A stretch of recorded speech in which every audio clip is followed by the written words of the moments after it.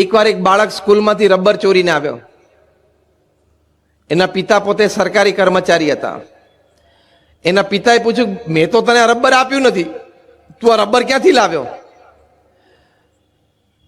ત્યારે બાળકે કહ્યું કે મારી આગલી બેન્ચમાં જે છોકરો બેઠો હતો એનું રબર બહાર પડેલું અને એ વોશરૂમમાં ગયો એટલે એનું રબર મેં લઈ લીધું. કે બેટા, નાનપણથી તું ક્યાં આવું શીખ્યો? હું તો તને નિયમિત રીતે મારી ઓફિસમાંથી લાવી જ આપું છું.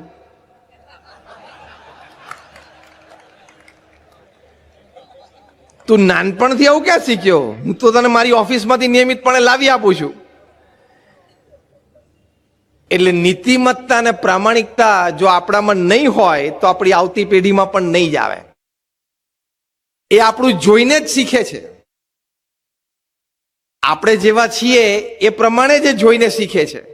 તમે વાતમાં ખોટું બોલો તો બાળકો પણ શીખવાના. હાર્વર્ડ યુનિવર્સિટીની એક સર્વે પ્રમાણે the first curse words that the children learn is from their parents and especially from their mothers.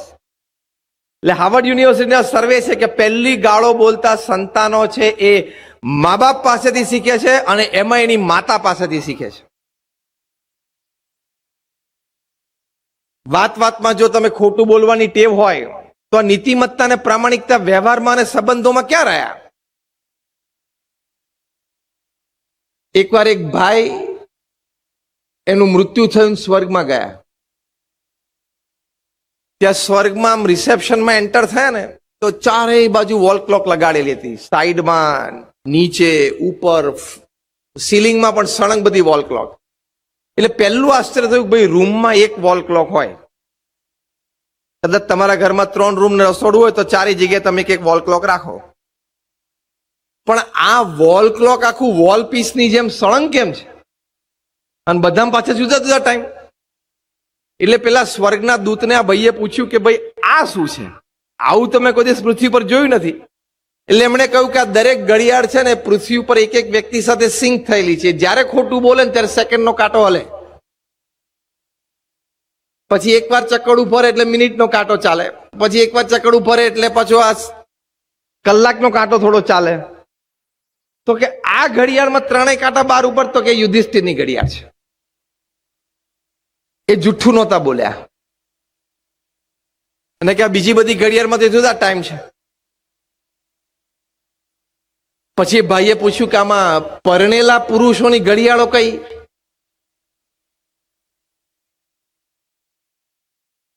એટલે પેલા સ્વર્ગદૂતે કીધું કે એ અમે અહીંયા નથી રાખતા, એ બધી ઘડિયાળો અમે ઓફિસમાં પંખા તરીકે ઉપયોગ કરીએ છીએ.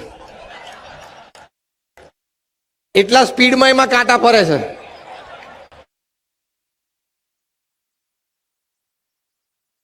પછી બીજો પ્રશ્ન પૂછ્યો કે આમાં પરણેલી સ્ત્રીઓની ઘડિયાળ ક્યાં?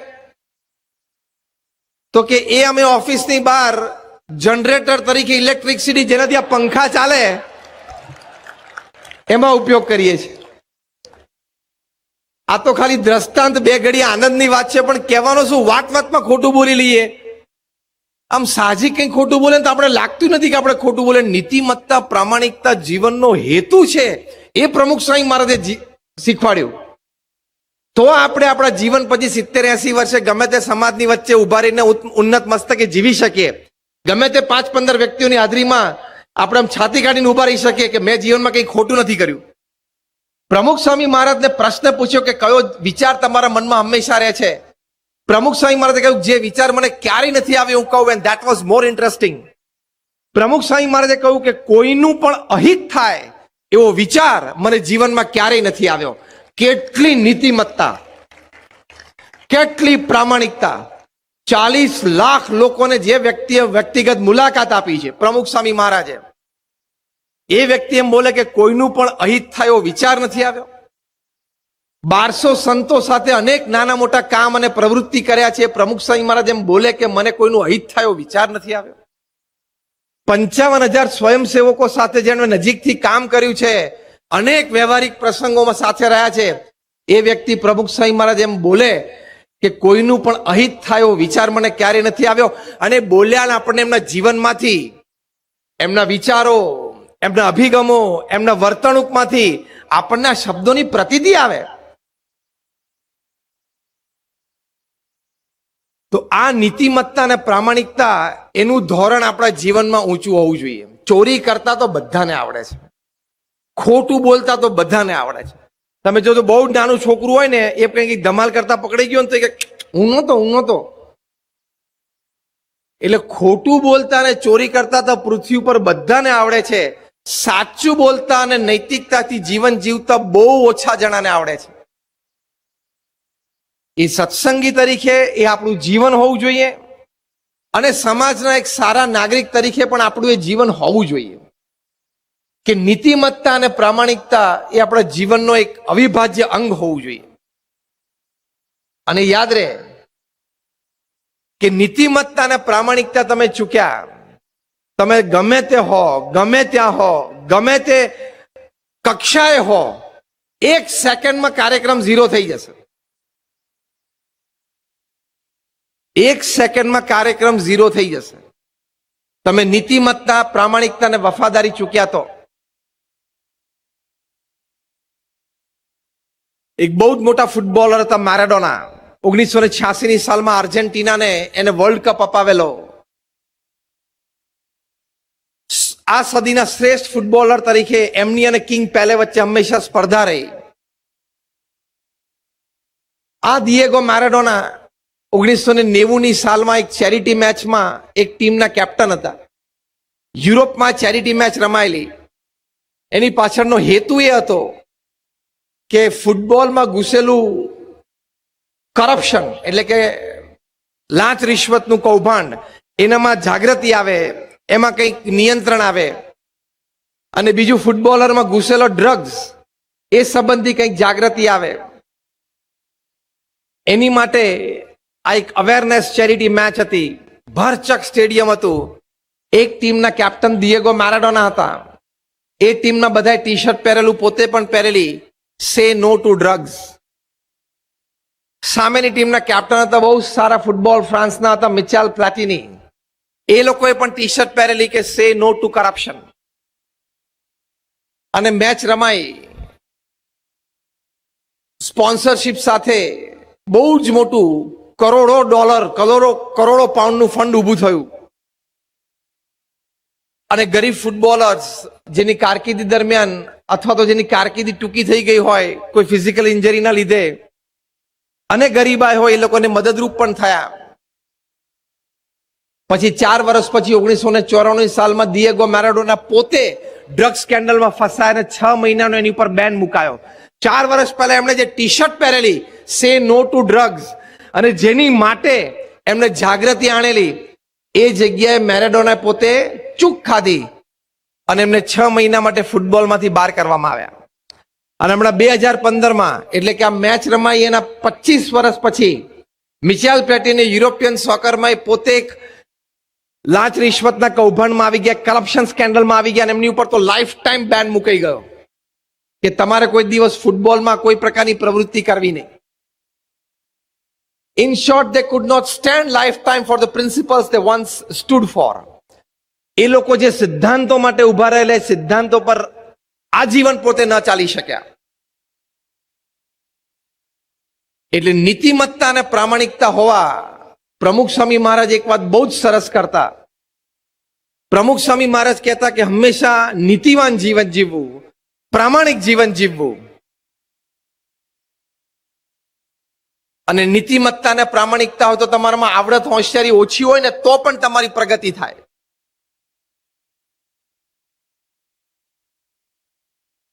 એ સિદ્ધાંત છે, એ સમાજનો અનુભવ છે. અને જે વ્યક્તિએ પ્રગતિ કરી હશે, તમારી આજુબાજુ હશે, તમે જેને જાણતા હશો, એની પાછળનું એક બહુ જ મોટું બળ આ હશે કે એના જીવનમાં નીતિમત્તા અને પ્રામાણિકતા હશે, એ સિદ્ધાંતોને વરેલા હશે. તમે સિદ્ધાંતોને વરેલા હો તો તમારી પર્સનાલિટી જુદી થઈ જાય, તમારું વ્યક્તિત્વ જુદું થઈ જાય, અને તમારા પ્રત્યે લોકોને પૂર્ણ વિશ્વાસ રહે કે આ વ્યક્તિ સર્વથા યથા યોગ્ય છે. જેમ આપણા દેશની સર્વોચ્ચ વ્યક્તિ છે, એમની માટે દરેકને આદર અને પ્રેમ છે કે વ્યક્તિ સાચા છે, પ્રામાણિકપણે દેશની પ્રગતિ માટે કાર્ય કરે છે, અને રાત દિવસ ભારત દેશનું શિર કોઈ દિવસ ઝૂકે નહીં એની માટે પ્રયત્નશીલ છે.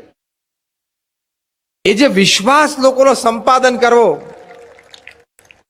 એ કેટલી મોટી વાત છે. એનાથી વ્યક્તિત્વ ઘડાય, ચારિત્રનું નિર્માણ થાય. જ્યારે અંગ્રેજોનું રાજ ભારત ઉપર હતું અને ત્યાં અંગ્રેજો આઈસીએસ પરીક્ષા પાસ કરીને ગવર્નર તરીકે ભારતમાં બેસતા અને શક્તિશાળી બધા, મુંબઈના ગવર્નર મુંબઈ બેઠા હોય તો મુંબઈ ગુજરાત આખાને કંટ્રોલ કરે. 25-26 વર્ષની ઉંમર આઈસીએસ થાય, અત્યારે એને આઈએસ કહેવાય છે, ઇન્ડિયન એડમિનિસ્ટ્રેટિવ સર્વિસીસ. આઈસીએસ એટલે ઇન્ડિયન સિવિલ સર્વિસીસ. એમના કોન્વોકેશન ડેમાં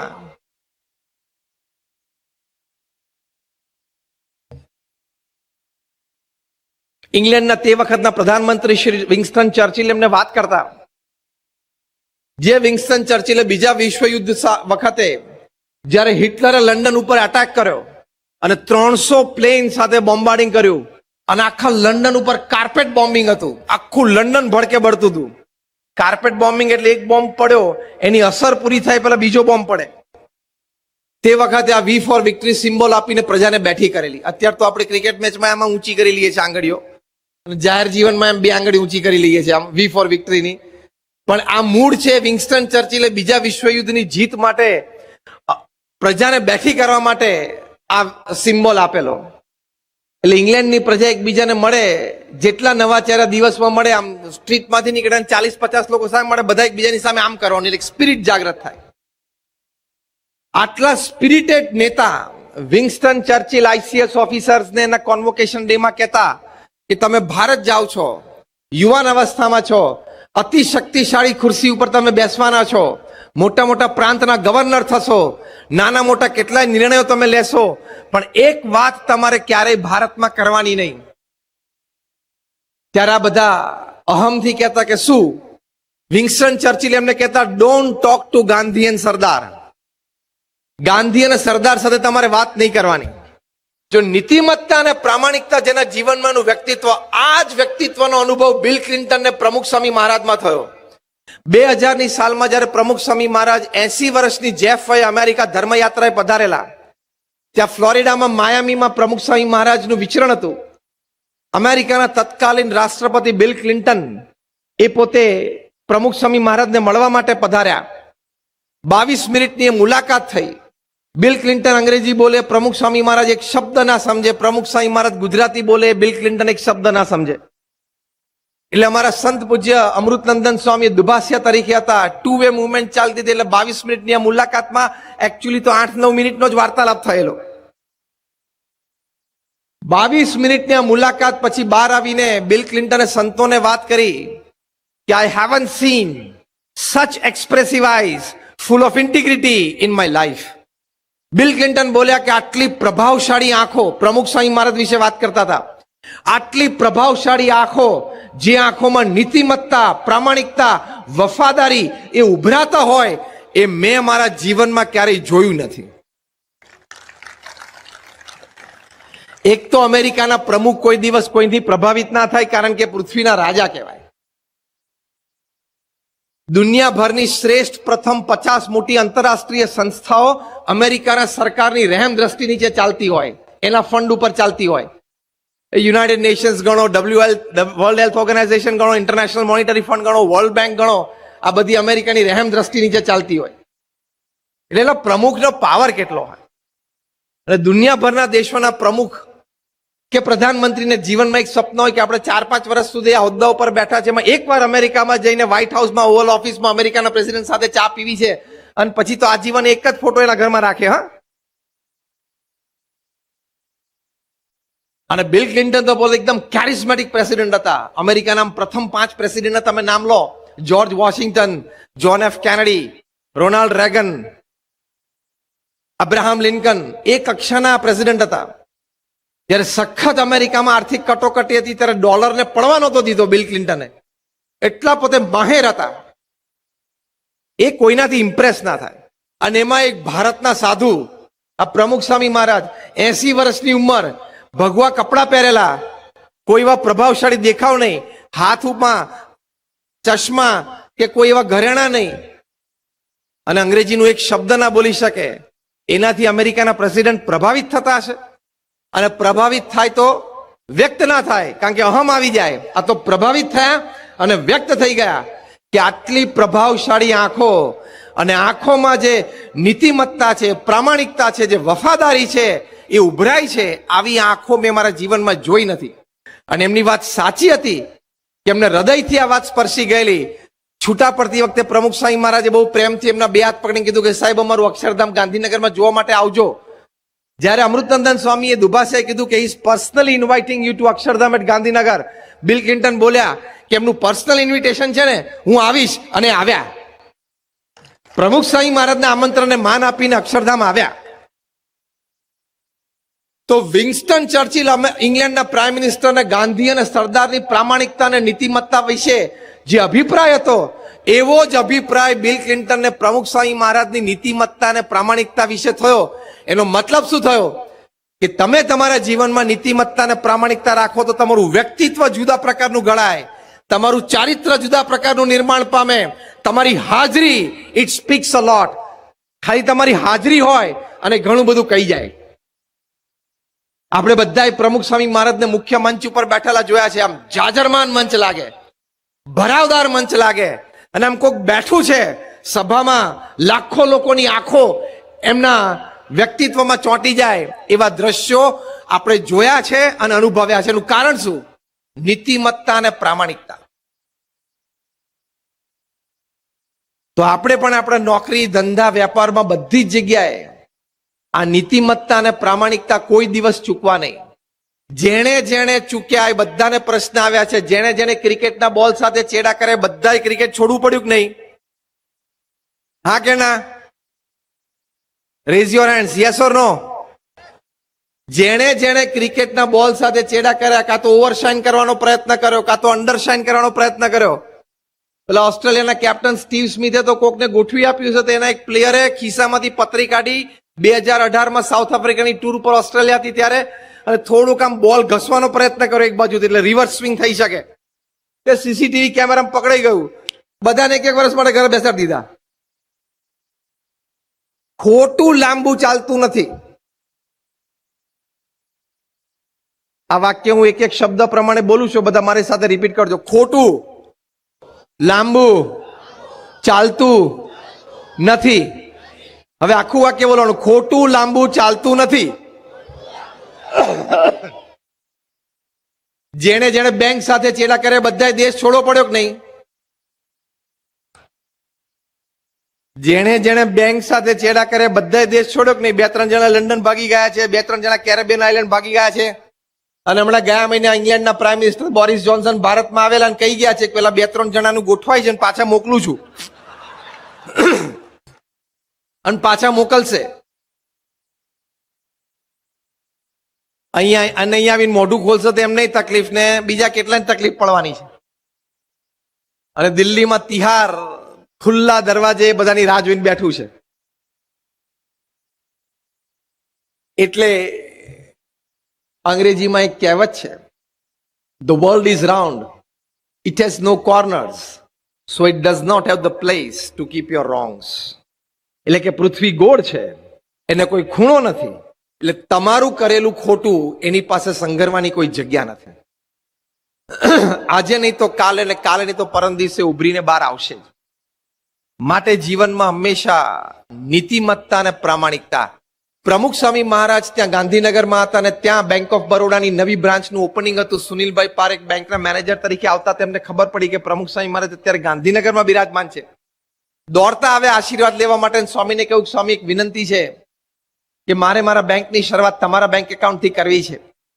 ત્યારે આ પ્રમુખ સ્વામી મહારાજ જેની લંડનમાં સુવર્ણ તુલા થયેલી, એના આધારે કરમસદમાં મેડિકલ કોલેજ ઊભી થઈ ગઈ.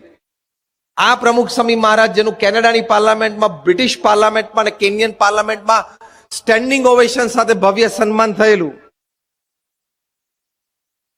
અને આટલી મોટી સંસ્થાના પ્રમુખ, વહીવટી જવાબદારી, એ પ્રમુખ સ્વામી મહારાજે સુનિલભાઈ પારેખને કહ્યું કે તમારી બહુ ઈચ્છા છે તો સંસ્થાનું એક બેંક એકાઉન્ટ તમારી બેંકમાં ખોલશું.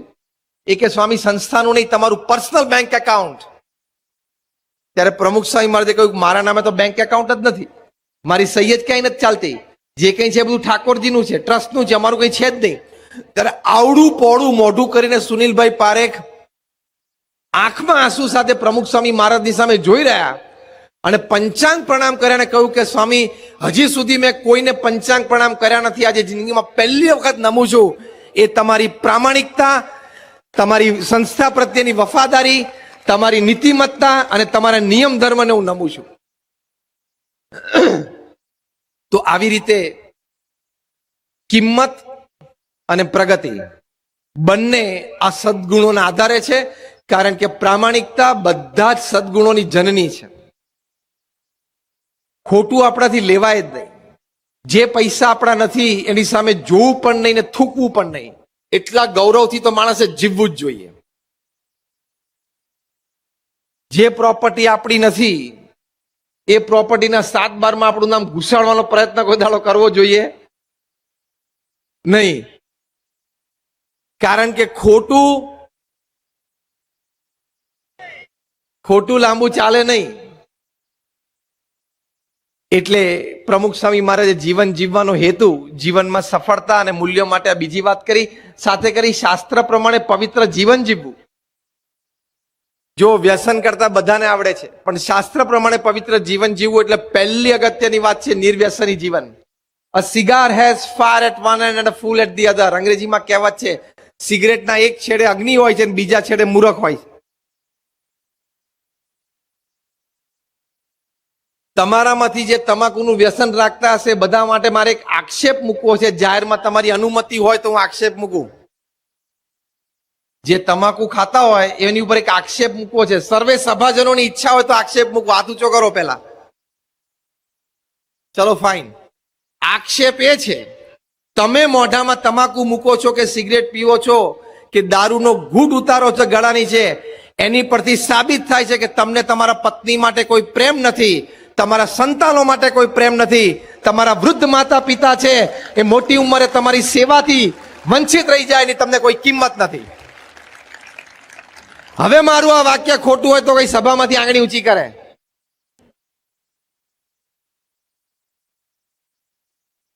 તમે તમાકુ મોઢામાં મૂકો છો એટલે સાબિત થયું કે તમને તમારા પત્ની માટે કોઈ પ્રેમ નથી, કે કારણ કે તમને ખબર છે કે આનાથી કેન્સર થઈ શકે છે. ભારતમાં રોજના 2000 લોકો તમાકુના કેન્સરથી મૃત્યુ પામે છે, દર કલાકે 82 જણા. આપણે આ પ્રવચનની શરૂઆત કરી લગભગ 55 મિનિટ થઈ, 75 થી 80 લોકો ભારતમાં જ ખાલી તમાકુના કેન્સરથી મરી ગયા. તમને ખબર છે કે તમાકુથી કેન્સર થવાની શક્યતા છે, છતાં તમે મોઢામાં મૂકો છો એટલે તમારા સબકોન્શિયસ માઇન્ડમાં એ ક્લિયર છે કે આનાથી કેન્સર થઈને મારું મૃત્યુ થાય ને મારી પત્ની વિધવા થઈ જાય તો ભલે વિધવા થઈ જતી, મારા નાના બાળકો છે એ બાપ વગરના થઈ જાય તો ભલે થઈ જતા, મારા વૃદ્ધ માતા પિતાને કોઈ સેવા કરનારો વૃદ્ધાવસ્થામાં ના હોય તો એ ભલે રજડી પડતા. મને મારા મા બાપ, પત્ની અને સંતાનો કરતા આ તમાકુની પડીકી વધારે વાલી છે, એવું નક્કી થયું ને. સ્તબ્ધ થઈ ગયા કે આ જબરી વાત થઈ ગઈ. આ ઇમોશનલ આર્ગ્યુમેન્ટ છે. એટલે કોઈ દિવસ આપણે કોઈ પણ પ્રકારનું વ્યસન ન કરવું. પ્રમુખ સ્વામી મહારાજને તો કોઈ વ્યસની મળે તો એને છોડાય છૂટકો કરતા. ગમે તેટલા ઉતાવળમાં હોય, ક્યાંક વિચરણમાં હોય, પધરામણીમાં હોય, મુલાકાત ચાલુ હોય, એમાં વ્યસનીને જોવે એટલે એને વ્યસન છોડાવે. લાખો લોકોને પ્રમુખ સ્વામી મહારાજે વ્યસન છોડાવ્યું છે, કારણ કે આમાં પૂર્ણ રીતે બરબાદી છે. અને હવે તો પછી આગળનું ડ્રગ્સ પણ આવી ગયું. એ મોટા મોટા શહેરોમાં પણ એ બહુ સાહજિકતાથી મળી જાય છે. ભલે બધું ખાનગીમાં મળે છે પણ મળી જાય છે સાહજિકતાથી. એટલે શાસ્ત્ર પ્રમાણે પવિત્ર જીવન જીવવું, જે ત્રીજી વાત પ્રમુખ સ્વામી મહારાજે કરી, એટલે આ બીજા મુદ્દામાં એમાં પ્રથમ આ નિર્વ્યસની થવાની વાત આવે છે. બીજી વાત છે, ભગવાન સ્વામિનારાયણે કીધું, આપણા સત્શાસ્ત્રોમાં છે કે આપણે શાકાહારી રહેવું જોઈએ. એ પણ જીવનમાં સફળતા અને મૂલ્યોની વાત છે. આપણને એમ થાય કે નોનવેજ ખાઈએ તો ખૂબ શક્તિ મળે, ઈંડા અને માંસથી એવું નથી. દુનિયાનું સૌથી શક્તિશાળી પ્રાણી હાથી છે અને વેજીટેરિયન છે. દુનિયાનું બીજું શક્તિશાળી પ્રાણી રાઇનો, એ પણ શાકાહારી છે. એટલે સાકારમાંથી ઇનાફ એનર્જી મળે છે અને દુનિયાભરના શ્રેષ્ઠ 100 વિચારો જેને પૃથ્વીની ઇતિહાસની કરોડ બદલી નાખી, જે વિચારોએ માનવ ઇતિહાસ બદલી નાખ્યો, એવા 100 શ્રેષ્ઠ વિચારો યુનાઇટેડ નેશન્સે નક્કી કર્યા. એમાંથી 87 વિચારો ના આપનારા સાકારી લોકો હતા. એટલે બુદ્ધિમત્તાની તેજ એ પણ સાકાર જીવનમાં છે. એટલે આપણે પણ કોઈ રવાડે ચડી જઈએ, મિત્રોની સંગ સોબતમાં આવી જઈએ, ટેસ્ટ કરી લઈએ આવી જઈએ એમ કરીને નોનવેજ ખાઈએ. બર્નાર્ડ શા બહુ સરસ વાત કરતા, આવા મહાન લેખક અને વિચારક. બર્નાર્ડ શા કહેતા કે my stomach is not a graveyard to store dead birds and animals, કે મારું પેટ છે સ્મશાન ઘર નથી કે જેમાં હું મરેલા પશુ પંખીઓને નાખું. નોનવેજ ખાઈ છે એટલે એ જ થાય છે. તો આ જીવનના એક મૂલ્યની વાત છે. ડબલ સ્ટાન્ડર્ડ નહીં રાખવાના. ઘરમાં કૂતરું પાડ્યું હોય અને પછી મરઘાના બચ્ચાને મારીને ખાય તો તારા ડબલ સ્ટાન્ડર્ડ કહેવાય, ડબલ ચારિત્ર કહેવાય. તો એ નોનવેજ પણ ક્યારે ના ખાવું. 1991 સાલમાં BAPS સંસ્થાએ કલ્ચરલ ફેસ્ટિવલ ઓફ ઇન્ડિયા કરેલો અમેરિકામાં. જેવો અહીંયા પ્રમુખ સ્વામી મહારાજનો શતાબ્દી મહોત્સવ 15 ડિસેમ્બરથી 13 જાન્યુઆરી, 15 ડિસેમ્બર 2022 થી 13 જાન્યુઆરી 2023 સુધી ખૂબ ભવ્યતાથી અમદાવાદમાં SG હાઈવે પર ભાડજ અને અંગળજ ચોકડીની વચ્ચે 600 એકર ઉપર સાંસ્કૃતિક નગરી ઊભી થશે. આમાં 5 જેટલા મોટા પ્રદર્શનો ઊભા થશે પારિવારિક મૂલ્યો ઉપર, પ્રમુખ સ્વામી મહારાજનું જીવન અને કાર્ય, નિર્વ્યસની જીવન ઉપર, આઝાદી કા અમૃત મહોત્સવ, સાથે સાથે સેમિનાર્સ અને કોન્ફરન્સીસ થશે. એક દિવસ 1000 ચાર્ટર્ડ એકાઉન્ટન્ટ, પછી ડોક્ટર્સ, પછી HR મેનેજર્સ, પછી ફાર્મા, પછી ક્રેડાઈ, એ બધાની કોન્ફરન્સીસ થશે. રાજ્ય કક્ષાની અને રાષ્ટ્ર કક્ષાની, દેશ પરદેશથી બહુ એમિનન્ટ વક્તાઓ બધા આવશે. દુબઈ અબુધાબીમાં અત્યારે ગ્લો ગાર્ડન્સ સેવા, ગ્લો ગાર્ડન્સ ઊભા થશે જેમાં પ્રમુખ સ્વામી મહારાજનું જીવન, કાર્ય, વિચારો, અભિગમો એ ખૂબ સુંદર રીતે લોકો જાણી શકશે. સુંદર બાલનગરી ઊભી થશે જેમાં બાળકો દ્વારા સંચાલિત હશે. બાળકોને એન્ટરટેઇનમેન્ટ, એનલાઇટનમેન્ટ, એનરિચમેન્ટ મળશે. 25,000 સ્વયંસેવકો 1 મહિના 2 મહિના માટે અને 2,000 સ્વયંસેવકો તો અત્યારથી ત્યાં સાઇટ ઉપર કામ કરે છે. આ સ્કેલનો આ મહોત્સવ છે. ભારતના 15 મોટા રાજ્યોના 15 ફોક ડાન્સીસ સવારે 9 વાગ્યાથી સેટેલાઇટ સ્ટેજ ઉપર ચાલુ થશે. ગુજરાતના ગરબા પતે એટલે રાજસ્થાનનો તેરા તાલી, રાજસ્થાનનો તેરા તાલી પતે એટલે કુચીપુડી નૃત્ય, ઓરિસ્સાનું નૃત્ય, આ ચાલુ 15 ફોક ડાન્સીસ રહેશે. રોજ સાંજે 25,000 વ્યક્તિઓની આવી સભામાં મહંત સ્વામી મહારાજના દર્શન અને આશીર્વાદનો લાભ પ્રાપ્ત થશે અને દેશ પરદેશથી પ્રતિષ્ઠિત મહાનુભાવો અનેક ક્ષેત્રને પોતાના વિચારો વ્યક્ત કરશે. આટલો મોટો આ કાર્યક્રમ, ઉત્સવ, 30 દિવસનો ઉત્સવ, એની માટે અમદાવાદના ત્યાંના બધા બિલ્ડર્સ અને ડેવલપર્સની મીટિંગ કરી તો એ લોકોએ 8,500 ફ્લેટ સંસ્થાને વાપરવા માટે આપ્યા, સ્વયંસેવકોને રહેવા માટે. આ 600 એકરની જગ્યા 150 જેટલા ખેડૂતોએ રાજી થઈને વાપરવા માટે આપી. આવો મોટો ઉત્સવથી અનેક લોકોને ખૂબ લાભ થશે. આ લાભ 1991માં જે આપણે CFI ની વાત કરીએ છીએ અમેરિકામાં, ત્યાં આ બ્યુટીફુલ બોર્ડરલેસ વર્લ્ડ, સીમા રહિત વિશ્વ પ્રદર્શનમાં એ વખતના બહુ જ સારા ભારતના ટેનિસ પ્લેયર વિજય અમૃતરાજ, એમણે આ વેજીટેરિયનિઝમ, શાકાહારી જીવન વિશે આ પ્રદર્શન જોયું, ખૂબ પ્રભાવિત થયા અને એમણે પોતે પ્રતિજ્ઞા લીધી કે આજથી હું સંપૂર્ણ શાકાહારી રહીશ. તો આવી બધી અનેક પ્રેરણાઓ ઉત્સવમાં પ્રાપ્ત થશે. તો શાસ્ત્ર પ્રમાણે આપણે પવિત્ર જીવન જીવવું. ત્રીજી વાત પ્રમુખ સ્વામી મહારાજે કરી કે અન્યને મદદરૂપ થવું, સહકારરૂપ થવું. આપણે બધાએ નાની મોટી રીતે ક્યાંક ને ક્યાંક સેવામાં જોડાવું જ જોઈએ. એ મનુષ્યની ફરજ છે. આપણે નોકરી ધંધો વેપાર કરીએ છીએ, અઠવાડિયામાં 168 કલાક છે, 166 કલાક આપણે આપણી માટે વાપરવાના, 2 કલાક સમાજને આપવાના. દરેક નાગરિક પૃથ્વી ઉપર 6.25 અબજની વસ્તી છે, એમાંથી 2 કલાક દર અઠવાડિયે ક્યાંક નાની મોટી સમાજ સેવામાં, કોઈ અનાથ આશ્રમમાં, કોઈ ઘરડા ઘરમાં, કોઈ શૈક્ષણિક સંસ્થામાં, કોઈ તબીબી સંસ્થામાં નિયમિત આપતા થાય તો પૃથ્વી સ્વર્ગ બની જાય. 2 રીતે સ્વર્ગ બને. જેને સેવાની જરૂર છે એને સેવાનો લાભ મળે, અને અમેરિકામાં ડોક્ટર્સ ઓફિશિયલી પ્રિસ્ક્રાઇબ કરે છે, જે ક્લિનિકલી પ્રૂવ થયું છે, એક્સપેરિમેન્ટલી પ્રૂવ થયું છે, સાયન્ટિફિકલી પ્રૂવ થયું છે કે તમે અઠવાડિયામાં 2 કલાક પણ નિસ્વાર્થ ભાવે સમાજ સેવા કરો તો તમને શરીરના અનેક પ્રકારના સાયકોસોમેટિક ડિઝીઝથી તમે બચી જાઓ છો. એટલે કે તમારું મન અસ્વસ્થ હોય ને તમને જે રોગ થાય એ સાયકોસોમેટિક કહેવાય. 90% રોગ એમાંથી જ જન્મે છે. બ્લડ પ્રેશર અને ડાયાબિટીસમાં પણ લાભ થાય છે નિસ્વાર્થ સમાજ સેવાથી, એવું વૈજ્ઞાનિક દ્રષ્ટિકોણથી સાબિત થયેલું છે. એટલે પૃથ્વી સ્વર્ગ બની જાય એટલે શું? આપણે 2 કલાકની સમાજ સેવા કરીએ આપણને પણ લાભ છે, અને આપણે જ્યાં સેવા આપીએ તો સંસ્થા અને જે લોકો જેને સેવાની જરૂર છે એ લોકોને પણ લાભ છે. પ્રમુખ સ્વામી મહારાજે આ વાત જે કરી કે અન્યને મદદરૂપ થવું, આખું જીવન 95 વર્ષનું એમણે આમાં કાઢ્યું છે. 95 વર્ષનું જીવન એમને પરસેવો પાડ્યો છે નિસ્વાર્થ સેવા માટે, અને એટલા માટે જ આટલી બધી સંસ્થા ઊભી થઈ. કેટલો પ્રચંડ પુરુષાર્થ પ્રમુખ સ્વામી મહારાજે કર્યો છે. ભવિષ્યમાં સમાજ સેવા માટે અને સમાજ સેવાના પુરુષાર્થ માટે કોઈ પણ વ્યક્તિને આદર્શ કોઈ શોધવો હશે, કોઈ ગાથા ગાવી હશે, નોટ સ્કાય બટ પ્રમુખ સ્વામી ઇઝ ધ લિમિટ. આકાશ નહીં, પ્રમુખ સ્વામી મહારાજ આદર્શ છે. એટલો પ્રચંડ પુરુષાર્થ એમને સમાજ સેવા માટે કર્યો છે. બીએપીએસ સંસ્થામાં તો અનેક સમાજ સેવા સંસ્થાઓ એમણે ઊભી કરી, પણ તમને આશ્ચર્ય થશે કે સમાજની અન્ય કેટલી સંસ્થાઓને પ્રમુખ સ્વામીએ મદદ કરી. થોડા વર્ષો પહેલા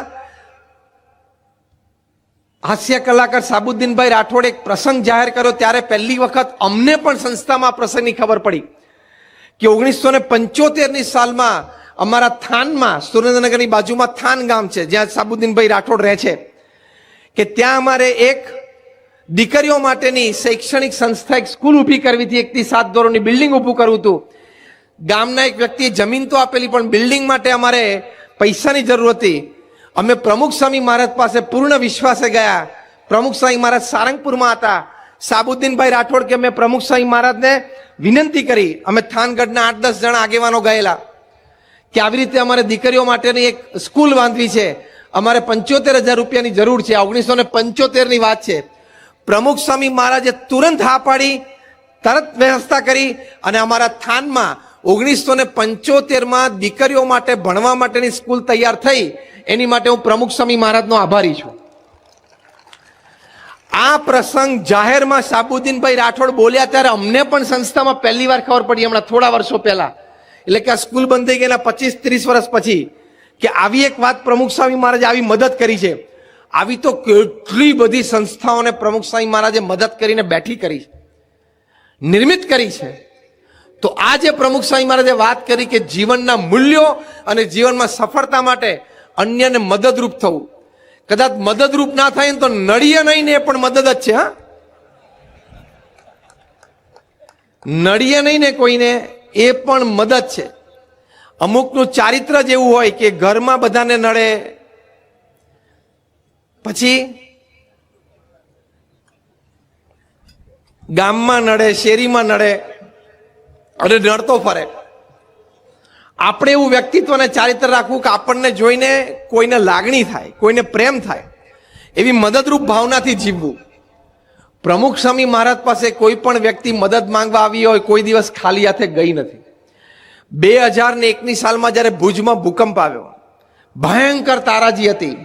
26 જાન્યુઆરી સવારે 8:45 વાગે ધ્વજવંદન પૂરું થયું પ્રજાસત્તાક દિનનું, અને એ જ વખતે સખત ભૂકંપ ત્રાટક્યો, લાખો લોકો મર્યા. પ્રમુખ સ્વામી મહારાજને આ વાતની ખબર પડી એટલે તાત્કાલિક ભુજ મંદિરે સંતોને ફોન કર્યો. પહેલું પૂછ્યું કે આપણું મંદિર પડી ગયું છે કે ઊભું છે? પડી ગયું હોય તો બીજી વ્યવસ્થા, ઊભું હોય તો આપણે સેવા ચાલુ કરો. સંતો કીધું ઊભું છે. સ્વામી કે રસોડું ચાલુ કરો, હમણાં 12 વાગે લોકો જમશે ક્યાં? પહેલા જ દિવસે 26મી જાન્યુઆરીએ 3 કલાક પછી, ભૂકંપના 3 કલાક પછી બપોરે 12 વાગે બીએપીએસ મંદિરે 17,000 લોકો જમ્યા. આને કહેવાય અન્યને મદદરૂપ થવું. પ્રમુખ સ્વામી મહારાજે રિપોર્ટ સાંભળ્યો અને પ્રમુખ સ્વામી મહારાજે કહ્યું કે આપણે આ ચાલુ રાખો. આવતા 10 મહિના સુધી રસોડું ચાલુ રાખ્યું. સવાર બપોર સાંજ થઈને 55,000 થી માંડીને 75,000 લોકો રોજ જમતા. પછી જ્યારે રિહેબિલિટેશન પુનર્વસન શરૂ થયું ત્યારે બીએપીએસ સંસ્થાએ 9 ગામ દત્તક લીધા, 1500 ઘર બાંધી આપ્યા. અને ક્વોલિટી કામ, જે પ્રમુખ સાહેબ મારે કહ્યું નીતિમત્તા અને પ્રામાણિકતાથી કામ કરવું, તે એટલું સરસ કામ કર્યું. એ વખતે ગુજરાતના તત્કાલીન મુખ્યમંત્રી શ્રી, જે અત્યારે આપણા પ્રધાનમંત્રી શ્રી છે માનનીય નરેન્દ્રભાઈ મોદી, એમણે સરકારની સ્કીમ ખોલેલી. સ્કીમ 1માં 50% સરકાર ભાગીદારો અને 50% સંસ્થા હોય. એ સ્કીમ નીચે આપણે 9 ગામ દત્તક લીધેલા. પહેલું જ ગામ ઉખડમોરા કચ્છનું, જે બીએપીએસ સંસ્થાએ દત્તક લીધેલું અને ત્યાં બધા ઘરો બાંધેલા. એ વખતે એશિયન ડેવલપમેન્ટ બેંકના ચેરમેન મિસ્ટર ટી ચીનો, જાપાનીઝ હતા, 15 મેમ્બરની ટીમ સાથે ગાંધીનગર આવ્યા અને માનનીય નરેન્દ્રભાઈને મળ્યા અને કહ્યું કે આ સ્કીમ નીચે જે કોઈ ગામ બંધાણું હોય તમારે જોવું છે. મુખ્યમંત્રી શ્રીએ બીએપીએસ સંસ્થાને ફોન કર્યો કે તમે આ ઉખડમોરા ગામ બાંધ્યું છે, અમને બતાવજો. અમે સંતો તે વખતે ત્યાં હતા. એમણે આખું આ ગામ જોયું. ટી ચીનો 75 વર્ષના હતા અને એડીબીના ચેરમેન હતા.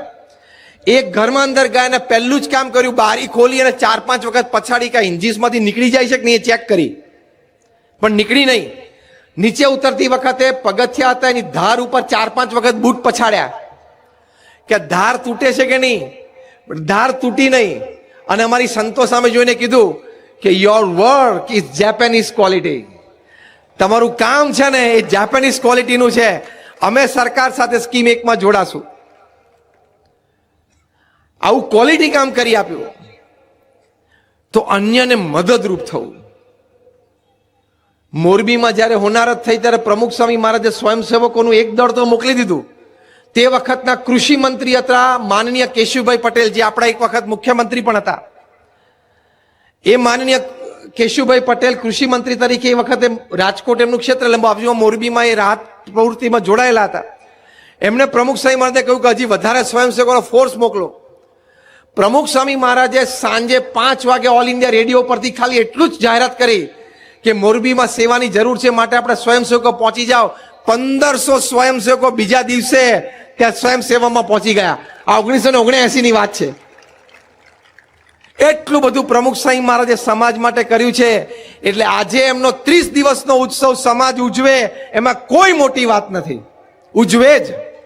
25,000 સ્વયંસેવકો પોતાનો સમયનું યોગદાન આપે, તન મન ધને જોડાય, એમાં કોઈ જ મોટી વાત નથી, થાય જ.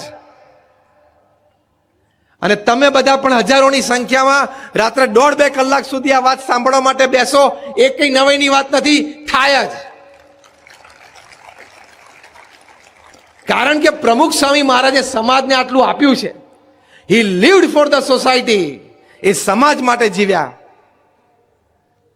નાના બાળકથી માંડીને મોટી વ્યક્તિ દરેકને સમય આપ્યો, દરેકને પ્રેમ આપ્યો, દરેકનો આદર કર્યો. મુંબઈમાં એક વખત વ્યક્તિગત મુલાકાતમાં પ્રમુખ સ્વામી મહારાજ બેઠા. એક નાનો 5 વર્ષનો નીલકંઠ એ પ્રમુખ સ્વામી મહારાજ પાસે આવીને કે સ્વામી, ગઈકાલે તમે જમ્યા પછી દાંત કાઢ્યા અને બધા દાંત બહાર નીકળી ગયા. મેં રાત્રે બહુ ટ્રાય કરી પણ મારો તો એક નીકળ્યો જ નહીં. હવે આટલી વ્યક્તિગત મુલાકાતમાં મહાનુભાવોની વચ્ચે, શ્રેષ્ઠીઓની વચ્ચે એક નાના બાળકે વાત શરૂ કરી. પ્રમુખ સ્વામી મહારાજે બાળકને પૂર્ણ આદર આપ્યો. મહાન વ્યક્તિની આ મહાનતા છે. પ્રમુખ સ્વામી મહારાજે કહ્યું, જો તારે એવો પ્રયત્ન નહીં કરવાનો, હું ભલે કાઢું, તારે તારા દાંત નહીં કાઢે. કારણ કે પ્રમુખ સ્વામી મહારાજ ચોખ્ઠા હતા. તો પેલો બાળક કે સ્વામી, તમારી જેમ મારા બધા દાંત ક્યારે આમ બહાર નીકળશે? કારણ કે નાના બાળકને તો કુતૂહલ હોય ને, દાંત હાથમાં જોવા. એટલે પ્રમુખ સ્વામી મહારાજ એને કે તું મારા જેવડો થઈશ ને પછી તારા પણ દાંત તારા હાથમાં આવશે. એટલે બાળક એના જેવો જવાબ આપ્યો. પેલો બાળક કે સ્વામી, વન રિક્વેસ્ટ. કારણ કે આ તો મુંબઈનો છોકરો હતો ને, એક્સપ્રેસિવ હોય. વન રિક્વેસ્ટ, એક વિનંતી. પ્રમુખ સ્વામી મહારાજ કે શું? એકવાર કાઢીને બતાવો ને, મારે નજીકથી જોવું છે. પ્રમુખ Swami Maharaj without the સ્લાઇટેસ્ટ hesitation, સ્લાઇટેસ્ટ delay, તરત પોતાના હાથ છે એ દાંતમાં અંદર મોઢામાં નાખ્યા અને તરત બંને ચોકઠા બહાર કાઢી નાખ્યા અને એમ બતાવ્યા. તો પેલા છોકરાને તો આશ્ચર્ય થયું કે બધા દાંત બહાર નીકળી ગયા. તો પાછી ચોથી વાત કરી કે સ્વામી આ કરો તો. એટલે પ્રમુખ સ્વામી મહારાજે મોઢું આમ ઊંચું કર્યું, આમ આ. તેના નજીકથી એમ નીચેથી જોયું કે અંદર એક દાંત નથી. પછી દાંત હાથમાં જોયા તો પાછો પેલો બાળક કે સ્વામી અડું અડું. તે નાના બાળક માટે તેમ કે દાંત હાથમાં હોય ને આમ અડું એટલે કેવું લાગે? સ્વામી કે અડલે. વ્યક્તિગત મુલાકાતની લાઈન લાંબી હતી, એની વચ્ચે એક બાળકને કેટલો સમય, કેટલો પ્રેમ, કેટલો આદર. કેટલું ગૌરવ આપવું. પેલા બાળક આમ દાંત ઉપર હાથ ફેર્યો, પછી કે સ્વામી હવે આમ પહેરો ને મારે જવું છે, પાછા બધા કઈ રીતે ગોઠવાઈ જાય. એટલે પ્રમુખ સ્વામી મહારાજના સેવક સંતે તરત આ ડેન્ચર્સ એટલે કે આ ચોકઠા ધોઈ નાખ્યા અને પછી સ્વામી આમ પહેરી લીધા. પછી કે હવે આ કરો તો, એટલે પાછું પ્રમુખ સ્વામી મહારાજે આ કર્યું. એ બાળક ખુશ થઈ ગયો, આમ દોડવા જતો હતો ને પ્રમુખ સ્વામી પાછો હાથ પકડ્યો. સ્વામી કે તારે આવો કોઈ ટ્રાય નહીં કરવાનો હમણાં. બાળક તો દોડીને નીકળી ગયો. તરત જ પાછળ ભારતના નંબર 1 સોલિસિટર હીરાલાલ સોઢા ઉભેલા. 1 મિનિટના 1000 રૂપિયા ચાર્જ કરતા હતા મુલાકાતના. એ તરત જ પ્રમુખ સ્વામી મહારાજને પંચાંગ પ્રણામ કર્યા કે સ્વામી ધન્ય છે તમને, તમે યથાર્થ સમાજ પુરુષ છો, તમે યુગ પુરુષ છો. મને એમ કે તમે મોટાઓને જ મળતા હશો, આટલા નાના બાળકને પણ આટલો પ્રેમ આપવો, એને મળવું, એને સમય આપવો, એ મેં મારા જીવનમાં પહેલી વખત જોયું. તો દરેક પ્રત્યે પ્રેમ, કારણ કે પ્રમુખ સ્વામી મહારાજનું જીવન સૂત્ર હતું બીજાના સુખમાં આપણું સુખ, અન્યની પ્રગતિમાં આપણી પ્રગતિ, અન્યના ઉત્કર્ષમાં આપણો ઉત્કર્ષ. એટલે પ્રેમ આપી શકતા હતા, આદર આપી શકતા હતા. પોતાની હાજરીમાં દરેક વ્યક્તિને ગૌરવપણાનો અનુભવ થાય એવું વાતાવરણ ઊભું કરી શકતા હતા. તો અન્યને મદદરૂપ થવું, અન્યને સહકાર આપવો, અન્યને આદર આપવો, એમાં આપણું પણ ગૌરવ છે, દરેક વ્યક્તિનું પણ ગૌરવ છે અને સમાજનું પણ ગૌરવ છે. એની માટે આપણે વાણી અને વર્તનમાં વિવેક જોઈએ, તો જ આપણે અન્યને સહકાર, અન્યને માન, અન્યને ગૌરવ આપી શકીએ. વાણી અને વર્તનમાં બહુ જ વિવેક રાખવાનો, એ જીવનને સફળ બનાવ્યું કહેવાય અને જીવનમાં સદગુણ પ્રાપ્ત કર્યો કહેવાય. ઘણા બધા સદગુણોના આધારે છે આપણું વ્યક્તિત્વ અને આપણું ચારિત્ર પણ આના આધારે છે.